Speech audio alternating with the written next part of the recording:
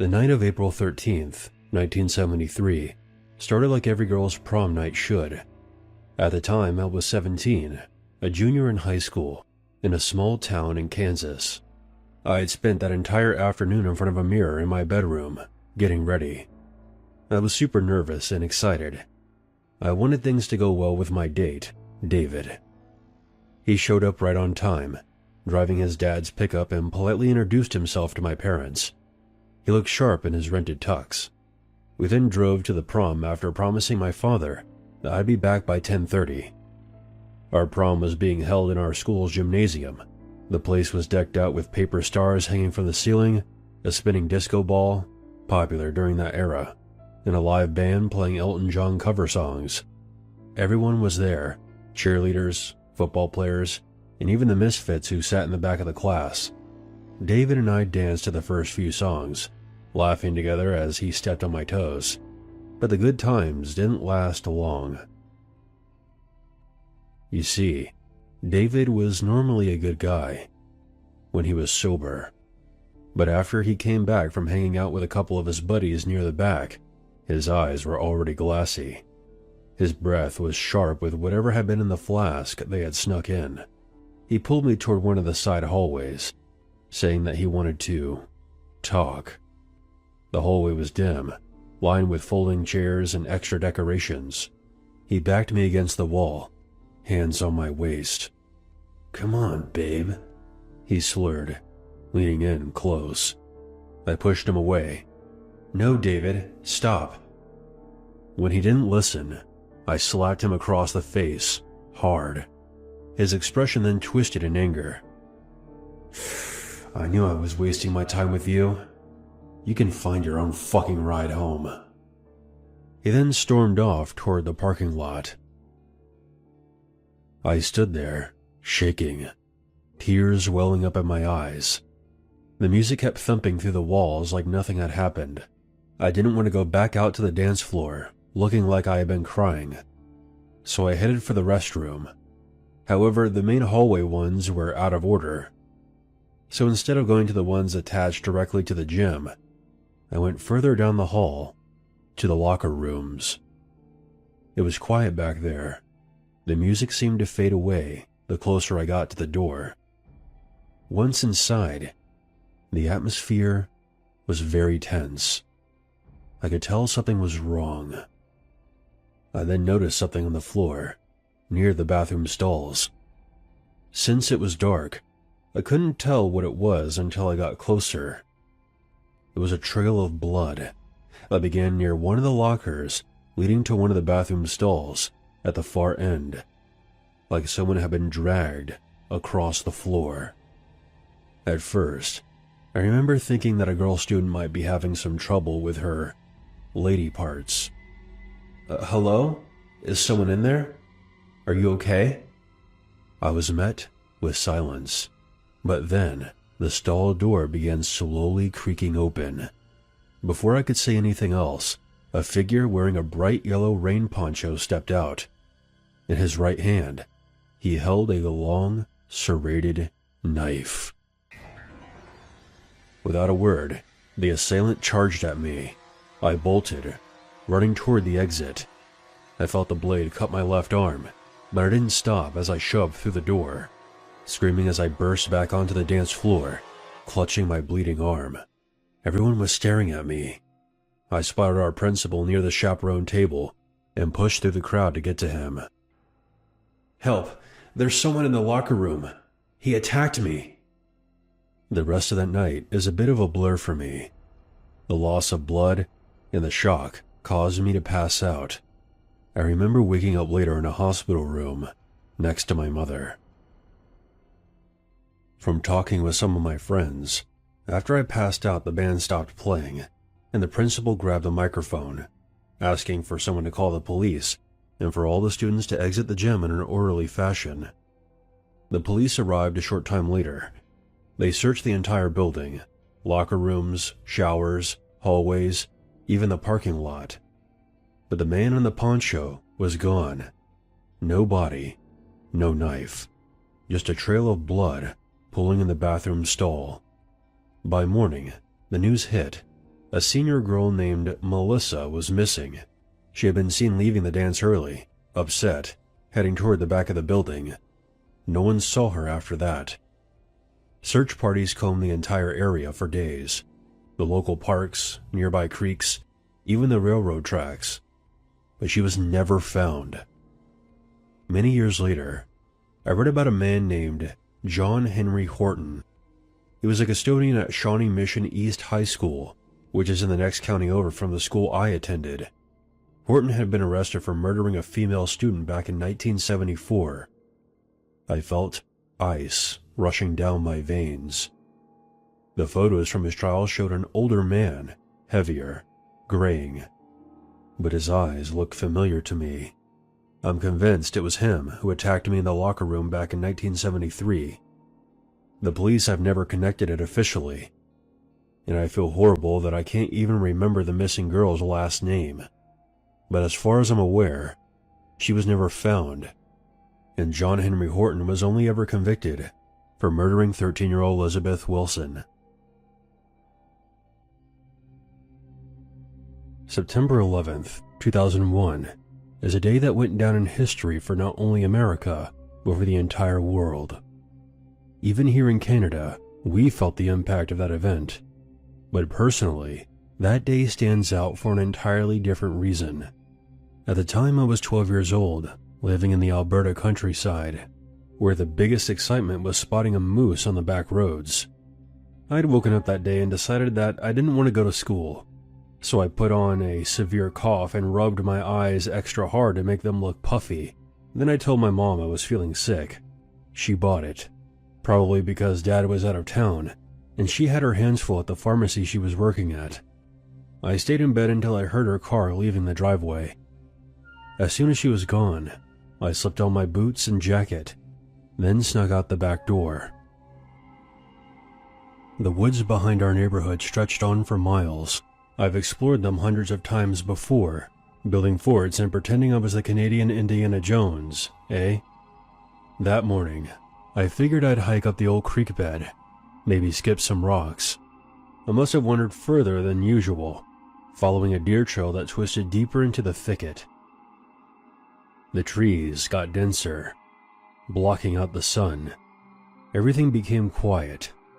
Too quiet. No birds chirping, no squirrels rustling. That's when I saw them. A series of tents. Not the colorful camping ones you would see at the park. These were big, white, industrial-looking, like the ones you see in disaster movies. They were clustered together in a clearing, maybe a dozen of them, with thick plastic sheeting and metal frames, hoses snaked between them, connected to generators humming low. It looked like a makeshift quarantine site. Curious, I crept closer, heart pounding like a drum inside my chest. There were these crates stacked outside one tent, labeled with words that I didn't understand. A weird smell hung in the air, like bleach mixed with something rotten. I peeked around the tree, and that's when I saw them. Two men in full hazmat suits, the kind with hoods and masks. They were hauling a heavy bag between them. One of them turned to look at me. All three of us froze in place. Then I heard muffled shouting. They then dropped the bag and reached for their waists, pulling out handguns. The first shot cracked through the air, splintering bark off the tree beside me. I yelped, ducking low as another bullet whizzed past, thudding into the dirt. Panic overwhelmed me. I bolted, crashing through the underbrush, branches whipping at my face. My lungs burned, legs pumping as fast as I could. More shots rang out behind me. I ran until my sides ached. I collapsed behind a fallen log, gasping, tears streaming down my face. I hid there for hours, shaking, until the sun started dipping low. I then made my way back home. Later on, when Mom came back, I didn't say a word. How could I? Beside the fact that she would have been upset about me being out in the forest when I should have been sick in bed, what happened in New York that day had her glued to the TV. It sounded crazy, even to me. That night, as I laid in bed, staring up at the ceiling, replaying it all in my mind, the tents, the suits, the guns, I overheard my mom on the phone in the living room. She was talking to my dad. "Yeah, I heard about it when I was at work. Just awful. James stayed home today because he was feeling sick." After talking to my dad for a while longer, she mentioned something very strange. Apparently she passed about 8 garbage trucks going the opposite way on the 2-lane highway that leads directly to our neighborhood. The only other thing that way is a public park. Dump sites aren't anywhere near this area. A chill crawled up my spine. 8 garbage trucks coming from the direction of the woods? Years later, I tried to look into it, but nothing ever came up. No reports, no investigations, nothing. The only thing anyone was interested in back then was the attack on the World Trade Center. I am in no way suggesting that what I encountered in the woods had anything to do with that event. I'm not really sure what the hell was going on back there, but it was important enough to shoot at a kid and then pack everything up into garbage trucks and leave as quickly as possible. My name is Maddie. This story takes place when I was around 12 or 13. I've listened to this channel for years, but I never thought I would actually sit down and write out what happened to me. I'm from a fairly well-known small town in New Jersey. Growing up, I went through all the typical fangirl phases: Big Time Rush, Justin Bieber, One Direction, 5 Seconds of Summer, but the band that I was completely obsessed with at the time was Why Don't We? My mom has always been the super involved type. She tends to get into whatever I'm into, so she started listening to their music as well. As a surprise, my mom and dad saved up and bought tickets to see the group perform at the Radio City Music Hall in New York City. I was ecstatic. I picked out my outfit, which was a band t-shirt with pink denim shorts. I could barely contain myself. When the day came, I was scrambling to get ready. 13-year-old me genuinely believed one of the boys would spot me in the crowd of millions of girls and fall in love. We lived about 2 hours away, without traffic, and since my mom hates driving into the city, we decided to take the bus instead. We were already running late. The bus stop was about 25 minutes from our house, so we sped there, blasting Why Don't We songs along the way, laughing and singing together. We arrived just in time and rushed on board. Because we were the last ones on, all the seats were taken except the last 2 rows, and I took the window while my mom sat in the aisle seat. As the bus was about to pull out, I suddenly caught a horrible stench creeping in from the front. I looked up and saw a ragged man, maybe in his late 60s or early 70s. His clothes were filthy and torn, and he carried a plastic bag that seemed to be adding to the smell. He looked homeless, and when he smiled, I saw his teeth. Yellow, broken, and rotting. Since the bus was full, the only available seat left was directly behind my mom and I. As he walked down the aisle, his eyes scanned the passengers, then locked on me. Now, I've always been a true crime junkie, even as a kid, so the second he stepped on the bus, I was on high alert. I noticed where he sat, right behind me, and I couldn't help but glance back at him. He must have noticed, because our eyes met. Something in his expression changed. He then leaned toward my mom's ear. "Your daughter is so beautiful. I'm going to marry her when we get off this bus," he whispered. My stomach turned. I felt his hand gripping the seat behind me, his fingers tightening until the metal creaked. I only had one earbud in, but I heard every word. My mom froze. What could she even do? She's only 4'11". We exchanged a quick glance, and she shook her head, silently telling me not to react. We whispered about how creepy it was, and decided just to ignore him. She asked for one of my AirPods to tune out his disgusting comments. For a while, he just muttered to himself, and we tried to push it out of our minds, focusing on the excitement of the concert. Halfway through the ride, my mom pulled out her phone to take selfies of us. She literally takes pictures of everything. She's the kind of person that would take pictures of a rock. But as she held the phone up, I noticed something at the top of the screen. The man had leaned forward, practically pressing his face between our seats to get in the picture. I panicked and tried to whisper a warning, but before I could, my mom saw him on the screen and yelped. She shot up from her seat. The man just sat there, laughing this awful, manic laugh.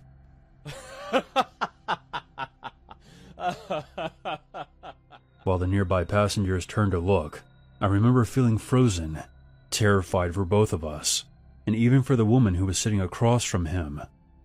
He eventually stopped laughing and sank back into his seat, mumbling under his breath. No one said a word. They never do.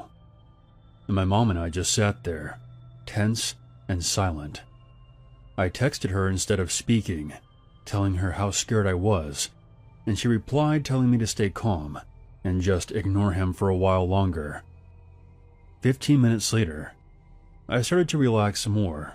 We hadn't heard anything from the man behind us. That was until I felt something hot on the right side of my neck. I jerked forward and looked back. The man was leaning so close that his face nearly touched the gap between the seats. "Your daughter is so perfect. I'm going to have a family with her." My mom spun around and stood up, her voice shaking, but was loud enough for the whole bus to hear. "She's only 12 years old. Leave her alone, and don't speak to us again."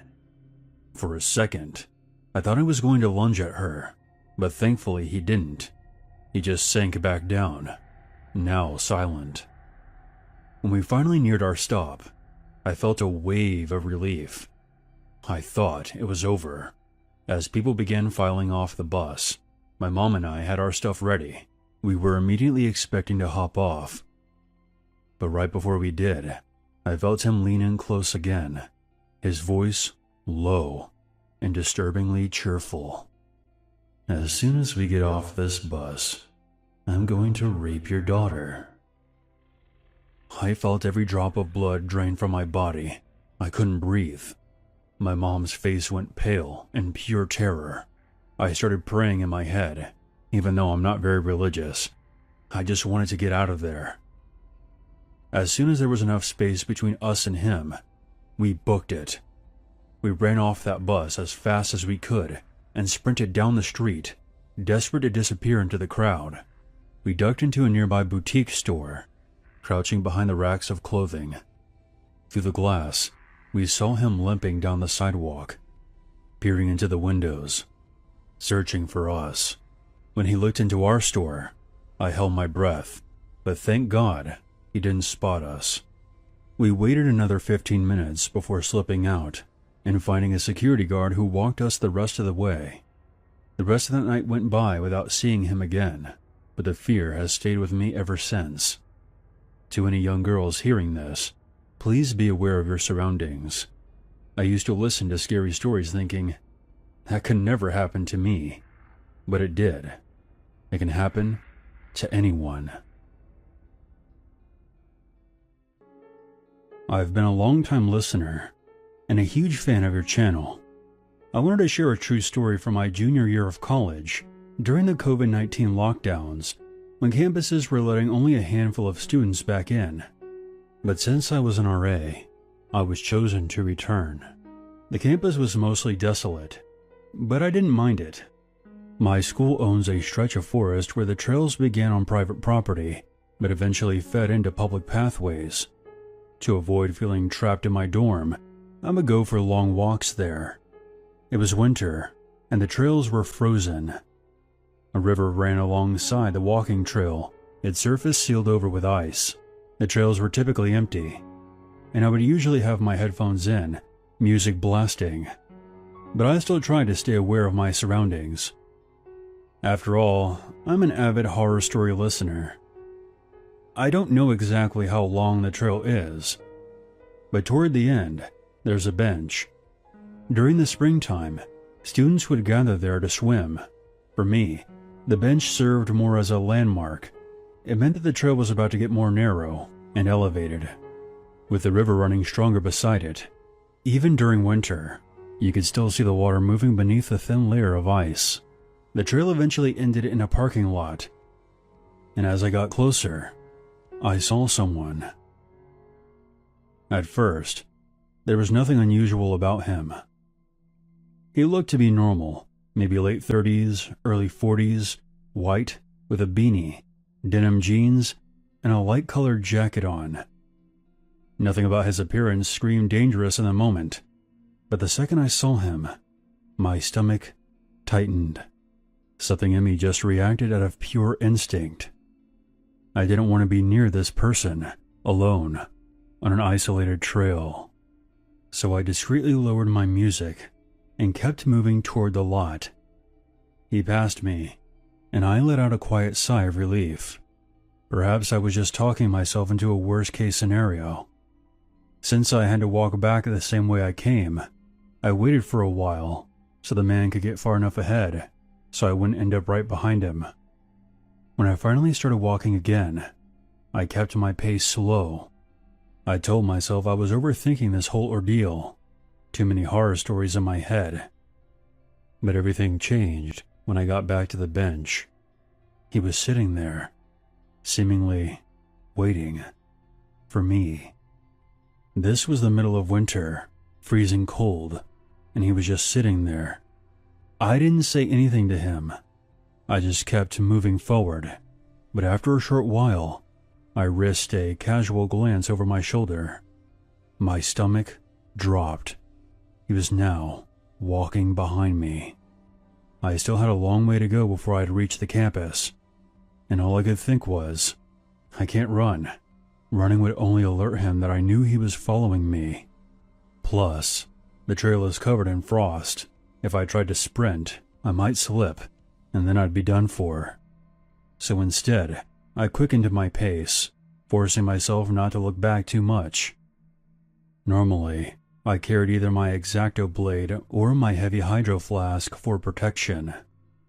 But on that day, of course, I had left both behind. I cursed myself under my breath. Sometimes there would be other people on the trail, but since this was a lockdown period, it was just me and him. No one else. I debated calling campus security, or even a friend, but all I could do was focus on just making it back. I think my stalker noticed I was picking up pace, because when I glanced back again, he let out this low chuckle. That sound made me shiver, more so than the cold weather. I was nearing the campus portion of the trail when I saw a woman with a huge dog coming in the opposite direction. I can't describe the relief that washed over me. I was ready to tell her that the man was following me and that she should go get some help or sick her dog on him. But when I turned around once more, he was gone. Just like that, out of thin air. I didn't waste any time. There were 3 separate entrances from the campus to the trail, and I darted up the closest one, cutting straight for the dorms.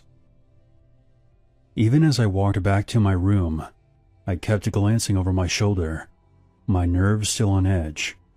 Honestly, if that woman and her dog hadn't shown up, I think he would have continued following me, and if he had made a move, I don't think I could have done much about it.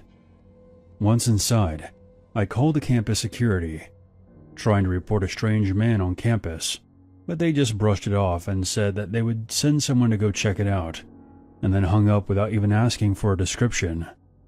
The scariest part of this was the feeling of being trapped.